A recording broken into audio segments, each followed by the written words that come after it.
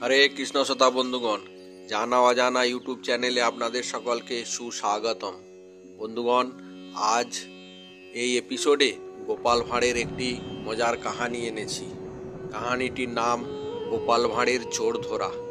এই কাহানির মাধ্যমে আপনারা জানতে পারবেন যে গোপাল ভাঁড়ের ঘরে চুরি করতে গিয়ে এক চোরকে কিভাবে বিপদে পড়তে হয়েছিল।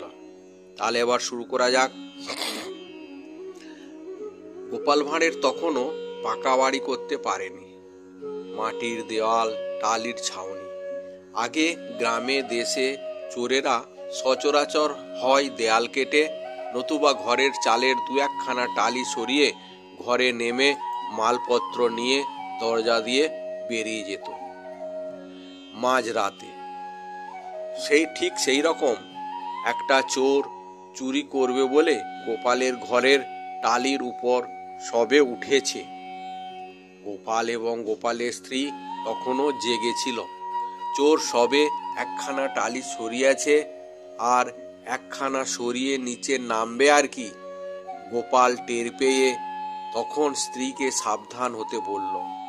অন্যদিকে গোপালের বাড়িতে ঠিক এই সময়েই হা হা রে রে করে বিরাট একটা ডাকাতের দল চড়াও করে চলে এলো। ডাকাতরা দরজা ভেঙে ঢোকার আগেই গোপাল টাকা পয়সা গয়না গাটি নিয়ে পিছনের দরজা দিয়ে বউকে সাবধান করে বাগানে পালিয়ে গেল। চোর বেটা কিন্তু আর পালাতে পারল না। সে টালির চালে বসেই ভয়ে ঠকঠকিয়ে কাঁপতে লাগলো। গোপালের বউ সব বুঝতে পেরেছে যে চালের উপর একজন কেউ আছে, ওর উপস্থিতি, এবং গোপাল বলেও গেছিল। ডাকাত দল আসার আগেই হয়েছে গোপাল বউকে সেজন্য সাবধান করে দিয়েছে কি করতে হবে। কাঠের দরজা ভেঙে ডাকাতরা ঘরে ঢুকেই গোপালের স্ত্রীকে জিজ্ঞাসা করলো, বাড়ির কর্তা কোথায় আগে বলো, নইলে তোমাকেই রাম ধোলাই দেব।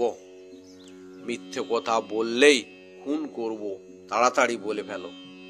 গোপালের স্ত্রীও খুব বেজায় বুদ্ধিমতী। সে ডাকাতদের বলল, বাড়ির কর্তা তোমাদের ভয়ে টালির চালের উপরে উঠে বসে রয়েছে। তার কাছেই সিন্ধুকের চাবি আছে। এর বেশি আমি কিছুই জানি না। তোমাদের পায়ে পড়ি গো, আমাকে মেরো না গো বাছারা সব। ডাকাতরা চোরকে চাল থেকে নামিয়ে জিজ্ঞাসা করলো, সিন্ধুকের চাবি কোথায় বল, কোথায় আছে? কেননা ডাকাতরা ভেবেছে এই চোরই বোধহয় ঘরের মালিক। না হয় তোকে মেরে ফেলবো, হারামজাদা কোথাকার। চোর ভ্যাবা চ্যাকা খেয়ে বলছে, সত্যি বলছি, মাইরি বলছি, আমি কিছুই জানি না। আমি এ বাড়ির কেউ নয়, অন্য লোক। চোরও বলতে পারছে না যে সে চোর। ডাকাতরা চোরের কথা মোটেই বিশ্বাস করলেন না। তাকে বাড়ির কর্তা ভেবে চাবি আদায় করার জন্য নির্দয়ভাবে পেটাতে লাগলো। তবুও চাবি পেল না কোনো মতেই। আর চোর বেটা মার খেয়ে একদম অস্থির এবং মরণাপন্ন। এতে খানিকক্ষণ দেরিও হয়ে গেল ডাকাত দলের।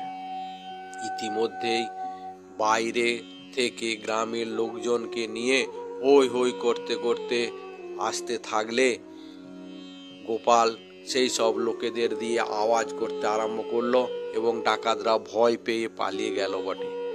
কিন্তু চোরটা প্রায় মেরেই রেখে গেল।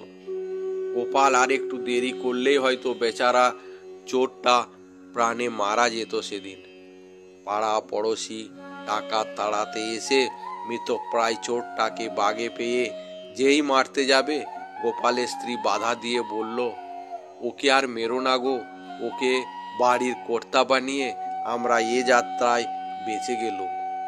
আধ মোরা চোরটাকে উপরে আর খাড়ার ঘা দিও না। ও আমাদের অনেক উপকার করেছে চুরি করতে এসে। তারপর গোপালের স্ত্রী যখন সব কথা খুলে বললে পাড়ার লোকেদের, তখন পাড়ার লোকেরা গোপাল ও গোপালের স্ত্রীর বুদ্ধির প্রশংসা করতে লাগলো। চোরটাকে গরম দুধ খাইয়ে চাঙ্গা করে তুলে বিদায় দেয়া হলো। তারপর যখন এই সব কাহানি মহারাজের কাছে গেল, মহারাজ তখন গোপাল এবং গোপালগিন্নিকে দরবারে ডেকে 1000 টাকা পুরস্কার দিলেন।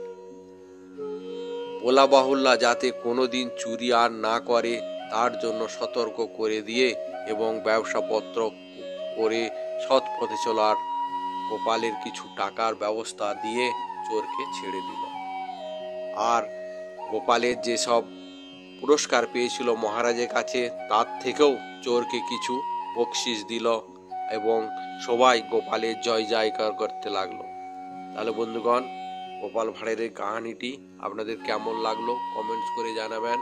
ভালো লাগলে লাইক করবেন এবং অন্যদের সুযোগ করে দেবেন শোনার জন্য শেয়ার করে। তাহলে আজকের এপিসোড এখানেই শেষ করছি। জয় হিন্দ, জয় ভারত।